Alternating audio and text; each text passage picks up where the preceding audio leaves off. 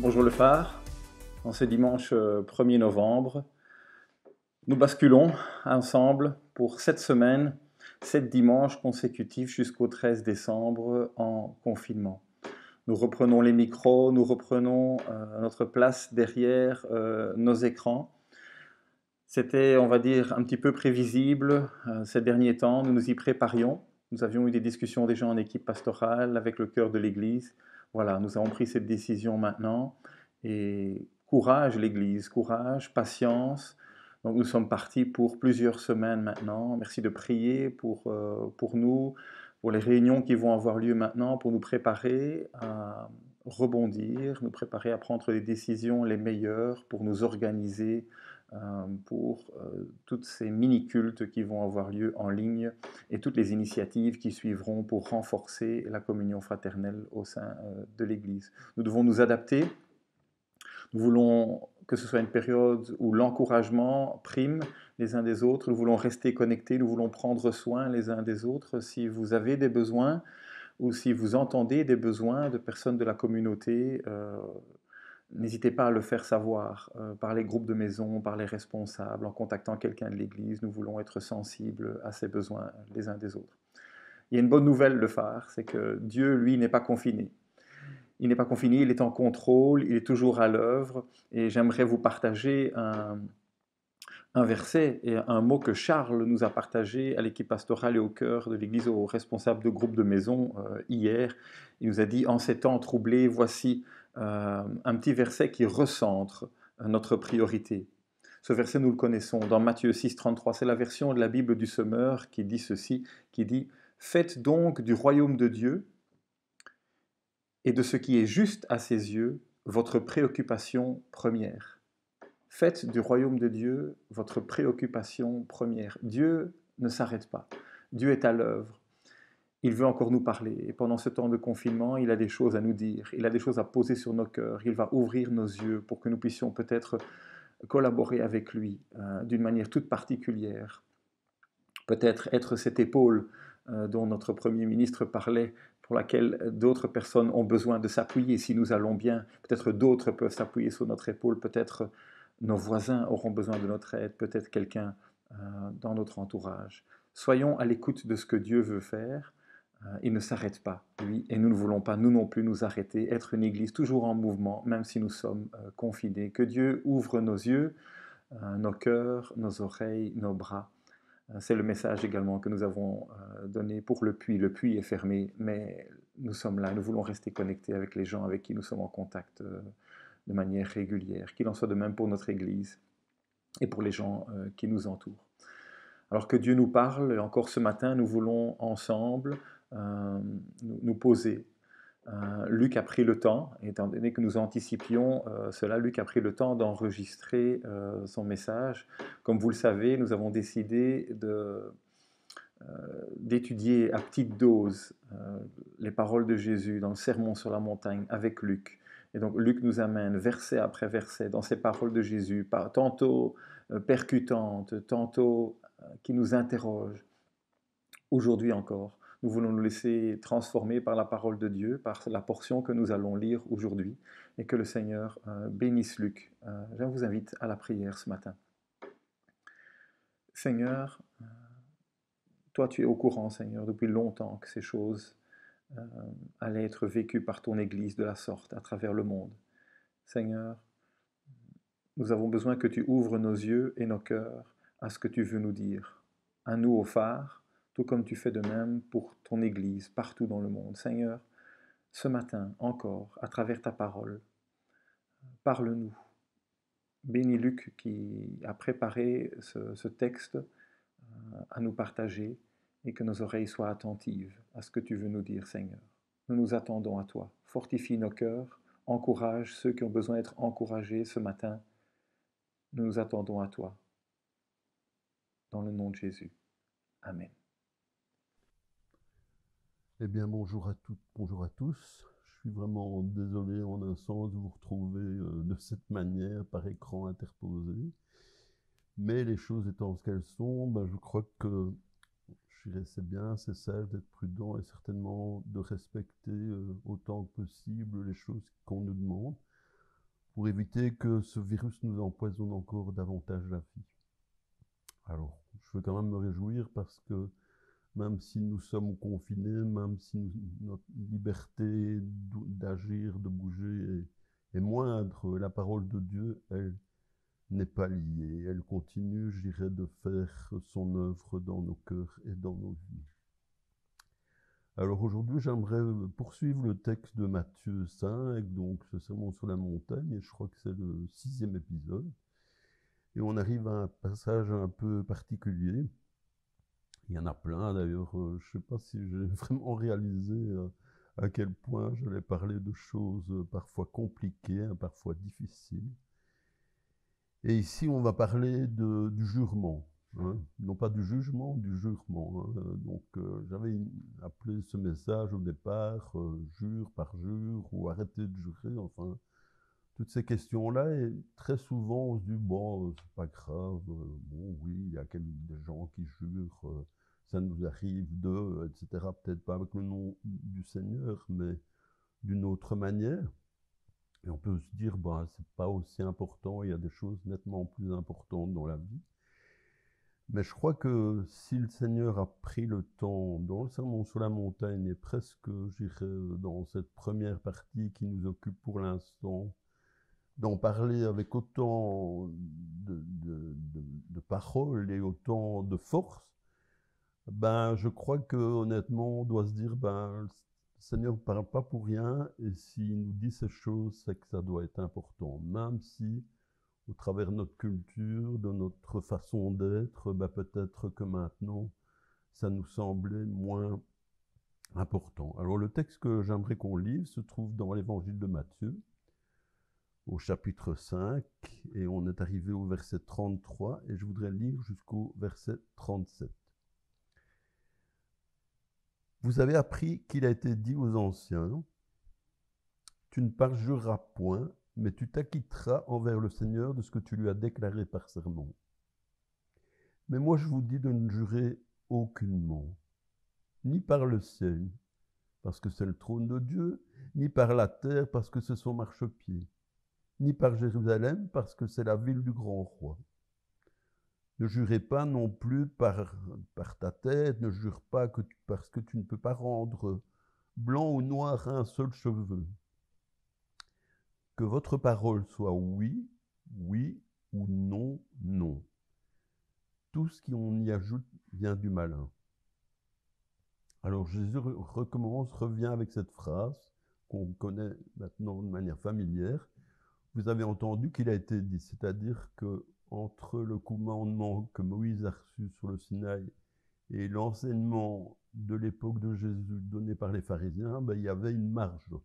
Hein. Et en fait, les mots qui suivent parlent du 3e commandement, hein, dans les 10 commandements, qui se trouve dans Exode 20 au chapitre 7. Et il dit quoi ce commandement? Il dit, tu ne prendras point le nom de l'Éternel ton Dieu en vain, car l'Éternel ne laissera point impuni celui qui prendra son nom en vain. Alors ça veut dire quoi ça? Ça veut dire que jurer par Dieu entre dans la catégorie de l'abus du nom de Dieu. De toute évidence, d'autres choses entrent dans cela aussi. Hein, le blasphème, l'utilisation imprudente de Dieu ou de Jésus. Hein, et on peut trouver un autre texte qui se trouve, il y aura pas mal de textes pour appuyer, je dirais, tout ce que je vais vous apporter aujourd'hui. Hein, dans Lévitique 19, verset 12. Vous ne jurerez point faussement par mon nom, car tu profanerais le nom de ton Dieu. Je suis l'Éternel. Tu profanerais le nom de ton Dieu. Donc c'est quand même quelque chose de, pour le moins, sérieux. Alors qu'est-ce que ça veut dire? Jurer faussement, ben, tout simplement, c'est un parjure. Hein, alors vous avez tous vu toutes ces séries américaines qui se passent au tribunal, etc. Et on fait jurer les gens avant, et on leur dit, est-ce que vous jurez solennellement de dire la vérité, toute la vérité, rien que la vérité, hein? Et donc, sous serment, on estime que les gens ont moins de chances de mentir, qu'ils vont être plus sérieux avec leurs paroles. Hein, parce que je crois qu'ils sont tous d'accord pour dire que mentir sous serment, on ne peut pas dire c'est juste mentir, hein, c'est encore une dimension supplémentaire, ça doit être pris davantage au sérieux, hein, parce qu'on a prêté serment. Et si on a promis de dire la vérité, je dirais dire autre chose, c'est manifestement mal. Alors, la plupart des gens diront que oui, dire un mensonge, c'est pas bien, mais dire un mensonge sous serment, c'est pire, c'est mauvais. Alors, si je dis d'abord, je jure par Dieu que je ne mens pas, c'est pire si on ment. Alors, profaner le nom de Dieu, qu'est-ce que ça veut dire que profaner le nom de Dieu? Je crois qu'on peut tout simplement dire, c'est lui manquer de respect, c'est oublier qui il est, qu'il représente pour nous, tout ce qu'il a fait, hein, et jurer par son nom ou utiliser le nom de Dieu d'une manière inappropriée, c'est irrespectueux, c'est manquer de respect au Seigneur. Hein. Je crois qu'il n'y a personne d'entre nous qui veut faire ça. Et en ce qui concerne le sérieux de prêter serment, parce qu'il y a pas mal de passages dans l'Écriture qui parlent de ça, je lis dans Nombre 30 au verset 2, « Lorsqu'un homme fera un vœu à l'Éternel ou un serment pour se fier par un engagement, il ne violera pas sa parole. Il agira selon tout ce qui est sorti de sa bouche. Hein. Encore une fois, la parole de Dieu nous montre à quel point c'est quelque chose de sérieux et qu'on ne doit pas prendre à la légère. Mais ici, dans Matthieu 5, est-ce que Jésus va à l'encontre de ces versets, hein? Il ne dit pas « ne prêtez pas attention à vos sermons », il dit plutôt « si vous tenez un serment, il faut vraiment vous y tenir ». C'est pourquoi il vaut mieux ne pas en faire que d'en faire un sans s'y tenir. Alors il y a un autre texte qui se trouve dans Ecclésiaste au chapitre 5, versets 4 et 5, qui dit ceci. « Lorsque tu fais un vœu à Dieu, ne tarde pas à l'accomplir. Hein, » parce qu'on peut faire un vœu et dire « oui, plus tard, je ferai ceci, je donnerai cela, etc. » Et puis, on le fait demain, et vous savez comme moi que demain ne vient jamais. Hein. Demain, ce sera un autre jour, et il y aura aussi un demain à l'autre jour, et ainsi de suite. Lorsque tu fais un vœu à Dieu, ne tarde pas à l'accomplir, car il n'aime pas, le texte dit, les insensés. Accomplis donc le vœu que tu as fait. Mieux vaut pour toi ne pas faire de vœu que d'en faire un et de ne pas l'accomplir. Vous voyez, ça va exactement dans le même sens de ce que Jésus nous donne. Hein. Le point de Salomon, c'est que faire un vœu à Dieu, excusez-moi, hein, c'est quelque chose de sérieux. Et si on ne le fait pas sérieusement, on sera tenu pour responsable si on ne l'accomplit pas. Alors peut-être qu'il y a des tas de gens, peut-être, je dirais même parmi nous, qui ont fait parfois des vœux un peu de manière irresponsable et l'ont payé plus cher parce qu'ils n'ont pas donné suite. Et pour éviter ce genre de situation, ce que Jésus nous propose, c'est de ne pas faire de serment du tout, hein, de ne rien dire, plutôt que de dire quelque chose sans, je dirais, le tenir. Alors on peut se poser la question, hein, ça veut dire quoi dans le fond, hein, prêter serment sans y réfléchir? Ça peut coûter trop cher. Et il y a un exemple de ça, hein, c'est une histoire un peu difficile, un peu terrible, que je vais lire maintenant, que vous connaissez sans doute, qui se trouve dans le livre des Juges. Hein. C'est l'histoire d'un puissant guerrier qui est nommé Jephthé, et on lui demande d'être le commandant d'Israël lorsque les Ammonites viennent régulièrement piller Israël. Donc il est le commandant, il part en guerre contre eux. Et Jephthé accepte d'être ce commandant et il accepte son avancement, il va combattre les Ammonites et puis il revient. Et quand il revient, il dit ceci. Jephthé fit un vœu à l'Éternel. C'est dans le livre des Juges au chapitre 11 et versets 30 à 35. Jephthé fit un vœu à l'Éternel et dit, si tu me livres entre mes mains les fils d'Ammon, hein, parce qu'il n'avait pas encore gagné toute la bataille, quiconque sortira des portes de ma maison devant moi, à mon heureux retour de chez les fils d'Ammon, sera consacré à l'Éternel et, écoutez bien, hein, je l'offrirai en holocauste.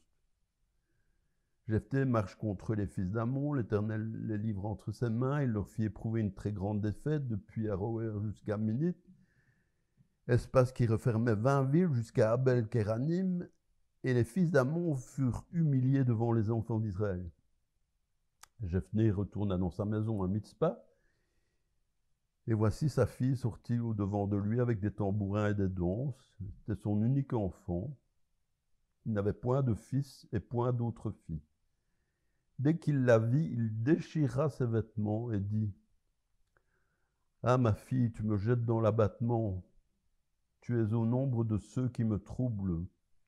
J'ai fait un vœu à l'Éternel que je ne puis révoquer. » Alors bien sûr, j'irai, nous, avec le recul, on va dire, oh, blâmez-la, pourquoi est-ce que il a fait un serment pareil, pourquoi est-ce qu'il a supposé que ce ne serait pas un animal quelconque qui sortirait de sa maison, pourquoi est-ce qu'il n'a pas pensé un instant que ça pouvait être un membre de sa famille, hein? Et quand on lit ce texte, c'est vrai qu'on ne peut pas s'empêcher de se sentir mal pour toutes les personnes impliquées. Quel regret de vivre pour le restant de sa vie avec une histoire pareille. Quelle dure leçon. Et on peut même se poser la question de savoir pourquoi est-ce que dans la parole, il y a des histoires aussi terribles, aussi graves, hein? Pourquoi est-ce que Dieu a remis les Ammonites entre les mains de Jephthé, sachant comment ça allait se passer, hein? Pourquoi est-ce que pour Israël, les pertes et les retombées auraient été bien pires si les Ammonites avaient vaincu, bien sûr, mais pourquoi ne pas donner un moment de pause, hein? Je suis sûr que Dieu aurait pu empêcher de faire ce vœu insensé. Ou pourquoi pas simplement ignorer ce vœu et sauver sa fille, hein? Les choses ne se seraient pas si bien passées s'il avait fait cela. Mais Dieu a permis que ça arrive et que cette issue tragique serve à insuffler un élément de sérieux à faire sur un vœu ou prêter serment. Je peux garantir que Jephthé n'a jamais fait un vœu désinvolte à Dieu après cela, ni personne d'autre d'ailleurs. Et parfois, Dieu permet à une situation fragile de communiquer la gravité de quelque chose de saint. Il a fait quelque chose, je dirais, d'un peu similaire dans le livre des Actes avec Ananias et Saphira, au début des temps de l'Église. Mais je suis sûr qu'après, plus personne n'a osé mentir sur de telles choses après un exemple comme celui-là. Et je pense qu'on peut voir tout simplement, réfléchir à quel point c'est sérieux, et c'est le point que Jésus essaye de faire valoir dans Matthieu 5.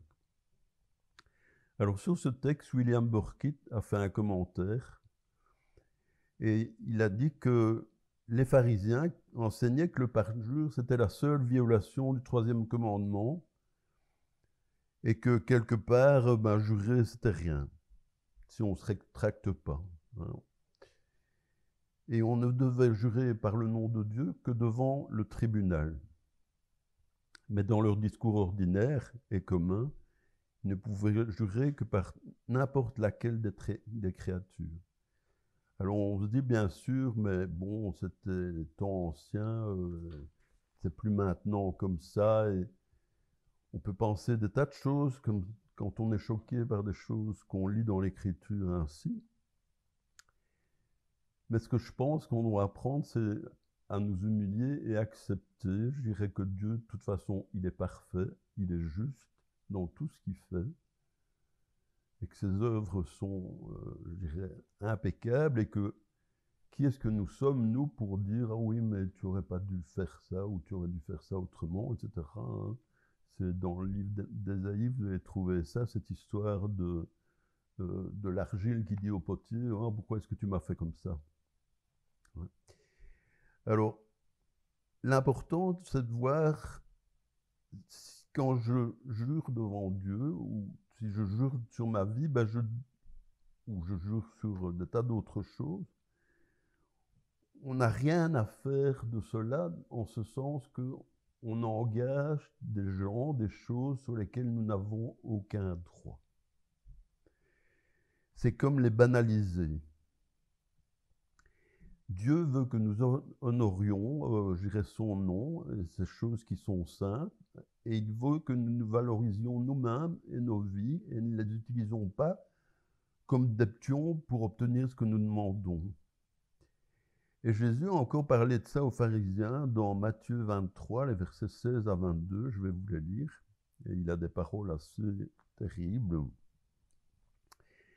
Malheur à vous, guides aveugles, car vous dites, si quelqu'un jure par le temple, ça ne veut rien dire. Mais s'il jure par l'or du temple, il est lié par son serment. Imbécile aveugle, lequel est le plus grand, l'or ou le temple qui rend l'or sacré?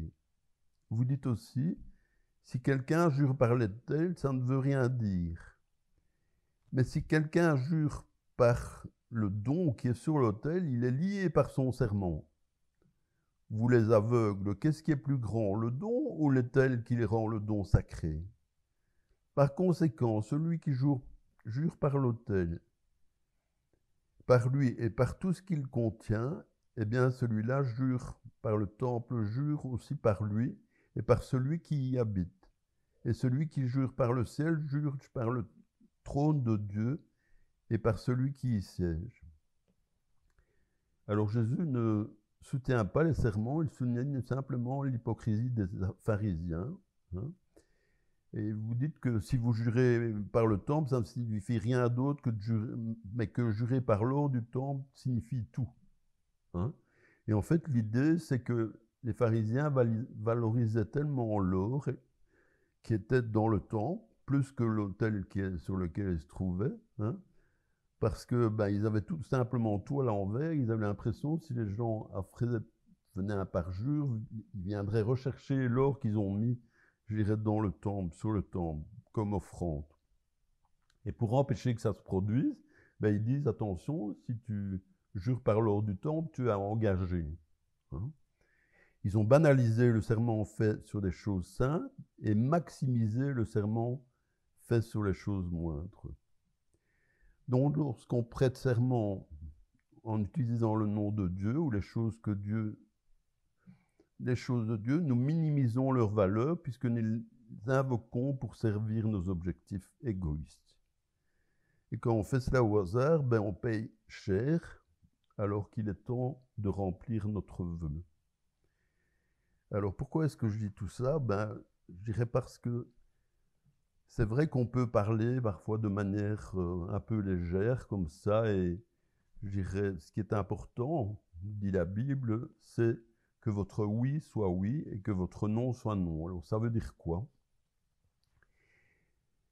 Ça veut dire que si vraiment on est une personne honnête, fiable, qui s'engage, etc., de manière raisonnée, raisonnable, hein, et l'honnêteté et l'intégrité sont des choses qui comptent pour nous, hein, eh bien, on ne va pas s'engager et puis après changer d'avis.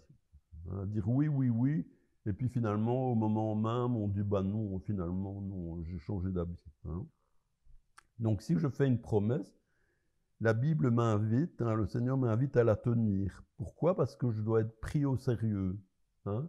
Si je fais 30 promesses et que j'en tiens 5, 25 fois, on va se dire, ouais, c'est quelqu'un sur qui on ne peut pas compter. Hein. Et à l'époque où une personne donnait sa parole, c'est tout ce qu'il fallait. Il n'y avait rien de plus. Hein. Et si vous aviez la réputation, malheureusement, de ne pas tenir parole, une promesse ne ferait pas tellement de différence. Peut-être qu'il y a quelqu'un qui vous donnerait une chance, si vous ne respectez pas votre promesse, hein, en disant peut-être bien que cette fois il va faire ce qu'il a promis. Hein.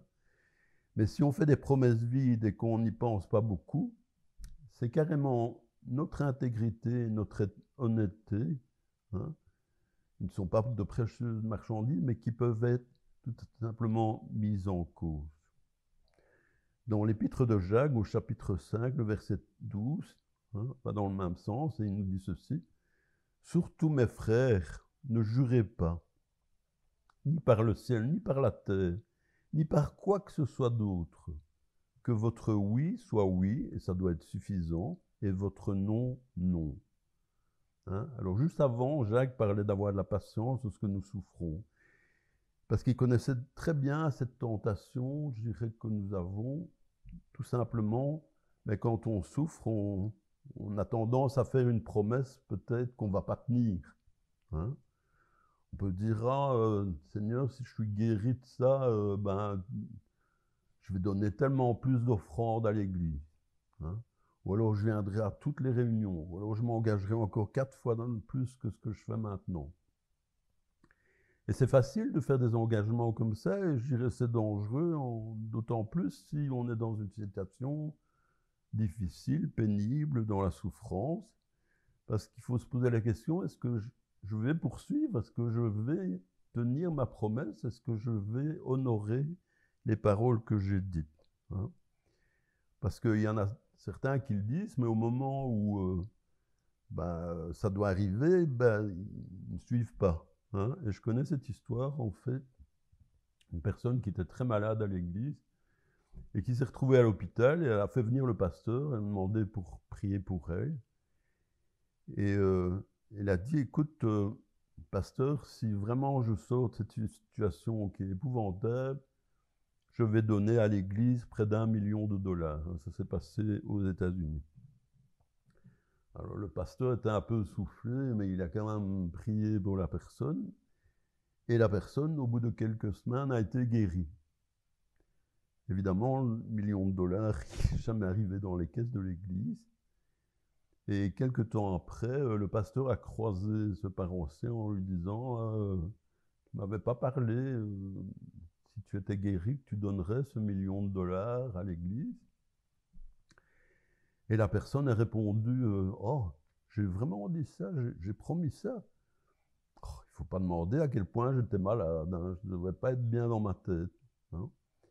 Et vous voyez, ça c'est une personne qu'on peut penser, je dirais, qui n'est pas intègre, qui n'est pas honnête, qui ne tient pas sa parole. Et je voudrais terminer avec un dernier exemple, un verse d'un écrivain anglais qui s'appelle C.S. Lewis, vous le connaissez sûrement, et je vous recommande chaudement de lire les livres qu'il a écrits. C'est quelqu'un de très cérébral, hein. Il faut s'accrocher parfois parce que ce sont des pensées très profondes qu'il a. Et il a malheureusement, cet homme, vécu la Première Guerre mondiale. Et alors qu'il était, je dirais, à l'armée, il y a un de ses, je dirais, collègues soldats qui lui a dit, écoute, si jamais il m'arrive quelque chose, je voudrais que tu me promettes de prendre soin de mon épouse. Et C.S. Lewis a dit, ok, tu peux compter sur moi, je vais prendre soin de ton épouse. Et le bonhomme, effectivement, est décédé dans la Première Guerre mondiale. Et C.S. Lewis s'est retrouvé avec cette responsabilité de prendre soin de cette femme. Seulement, cette femme était irascible, ingrate, méchante, en colère, perpétuellement, et donc très difficile à vivre. Et C.S. Lewis aurait pu très bien dire, oui, bon, on comprend, donc comme elle est tellement impossible à vivre, je vais laisser tomber, elle n'a qu'à se débrouiller toute seule. Mais contrairement, je dirais, à ce milliardaire américain qui avait refusé de donner le million à l'église, il a tenu sa parole et il a pris soin de cette femme jusqu'à son décès. Et ça, c'est une chose admirable, et je crois que c'est ce que Dieu nous demande, hein, que votre oui soit oui, et que votre non soit non aussi. Hein. À un moment, si on dit non, il ne faut pas après qu'on change d'avis en disant oui, mais peut-être que bien. Hein. Essayons d'être simplement sérieux avec nos paroles, hein, et certainement pas nous engager ou engager sous le nom, le serment, hein, par quoi que ce soit, pour essayer de prouver que ce que nous disons est vrai. On doit tout simplement parler en vérité. Je vous souhaite un excellent dimanche. J'espère vous revoir en live très bientôt. Amen. Merci Luc pour ce message. Merci Seigneur de travailler nos cœurs avec ce que nous avons entendu. Alors quelques annonces, pas beaucoup d'annonces, mais quelques annonces spécifiques.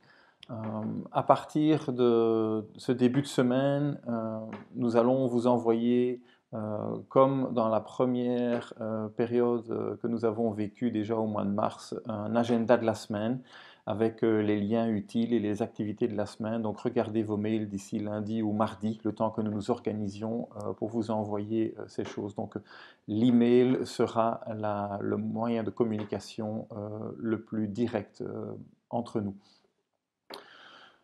Deux projets qui sont en cours pour le moment et nous avons besoin de votre aide pratique, l'Église, car nous comptions nous voir ce dimanche 1er novembre.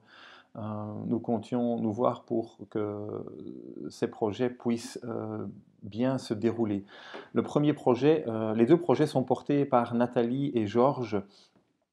Et vous en avez entendu parler certainement, mais le premier projet sont les cartes que nous allons écrire à la prison de Nivelles. Depuis 2016, nous écrivons chaque année environ 440 cartes qui vont pour les détenus de la prison et le personnel de la prison. Cette année, Yves a rédigé un texte et la procédure est mise en page avec Nathalie pour vous les remettre avec une dizaine de cartes.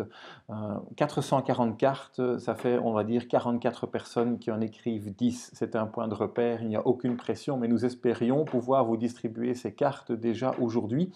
Et ce n'est pas possible. Nous avons besoin de votre aide pour que vous puissiez signaler à Nathalie, à partir d'aujourd'hui, votre intention d'écrire des cartes. Peut-être vous voulez en écrire 20 même ou plus. Nous avons besoin de savoir. Je vous invite peut-être à prendre maintenant votre téléphone et saisir le moment pour ne pas oublier cela et d'envoyer peut-être un SMS à Nathalie pour lui dire tu peux compter sur moi, on va écrire autant de cartes afin qu'elle puisse s'organiser et elle va tout faire pour que ces cartes puissent arriver jusqu'à vous. Peut-être vous avez la possibilité de passer chez elle, le sac est prêt, elle vous le donne, ou alors elle se déplace elle-même pour venir chez vous. Merci Nathalie pour ce service que tu es prête à rendre pour ce projet. Donc merci d'encourager Nathalie et Georges dans ces initiatives. La deuxième, elle est déjà en cours depuis Genval le mois dernier. C'est les boîtes et les sacs. C'est le moment de les récolter également pour pouvoir les envoyer à la fin du mois de novembre. Donc merci également de dire à Nathalie ce qui est possible. Est-ce que vous avez la possibilité de passer chez elle pour venir déposer votre boîte ou votre sac, ou est-ce qu'elle doit venir chez vous? S'il vous plaît, prenez peut-être votre téléphone maintenant afin qu'elle puisse vraiment s'organiser. Je le répète, elle et Georges ont besoin de notre soutien pour cela. Et donc, pour information, ce dimanche 1er novembre, 15 cartons partent déjà au Togo. Donc, vous savez, nous n'envoyons pas une équipe cette année, mais nous continuons le partenariat. Nous avons récolté du matériel déjà depuis mars dernier qui s'est accumulé au puits. Nous avons mis ce matériel dans des cartons. Il y a des cartons pour l'église Le Phare, il y a des cartons pour la prison de Vaughan, des vêtements essentiellement, et des cartons pour les orphelins de la maison Béthanie. 15 cartons partent aujourd'hui vers le Togo et donc dans un mois et demi, ils devront être arrivés là-bas et nos partenaires sur place sont vraiment heureux de cela.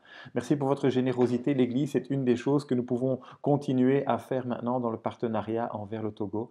Alors il y aura d'autres choses qui viendront durant la semaine, d'autres initiatives, d'autres projets. Merci déjà de prendre soin de ceux qui étaient en cours jusqu'à maintenant et que le Seigneur vous encourage, que le Seigneur vous donne la patience et la force nécessaire dans cette période de confinement dans laquelle nous rentrons. Que le Seigneur bénisse chacun. À bientôt l'Église. Bon début de semaine. Au revoir.